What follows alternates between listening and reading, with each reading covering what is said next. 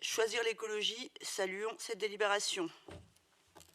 Personne n'aurait compris que Montpellier n'ait pas été au rendez-vous de l'histoire. Depuis l'attaque terroriste du Hamas le 7 octobre dernier, nous assistons impuissants au déferlement d'une violence inédite et hors de contrôle dans la bande de Gaza. Nous n'oublions pas les victimes de l'attaque terroriste du Hamas. Nos pensées vont vers leurs proches et leurs familles. Les otages doivent être libérés immédiatement et sans condition. 1140 morts et 250 otages, il faut bien imaginer le choc pour le peuple israélien.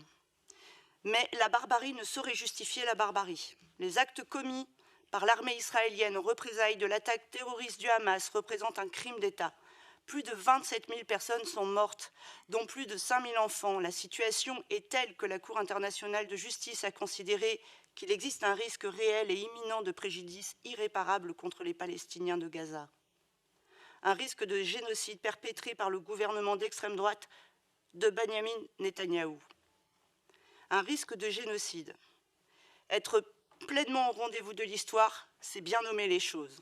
Ce qui se joue à Gaza, c'est autre chose qu'une crise humanitaire dramatique. La seule réponse, c'est le cessez-le-feu immédiat. Et l'État français n'est pas au rendez-vous de l'histoire. Au-delà de l'appel au cessez-le-feu, nous l'appelons à tout faire pour contraindre l'État d'Israël à respecter ses obligations juridiques et internationales et protéger les droits des Palestiniens. La seule réponse, c'est le cessez-le-feu immédiat à Gaza. La seule réponse, c'est le respect du droit international, le respect des résolutions de l'ONU et une solution à 2 États. Et n'oublions pas, à Tel Aviv ou à Gaza, un enfant reste toujours un enfant. Je vous remercie. Merci Madame Nakim. Monsieur Martin, puis je dirai quelques mots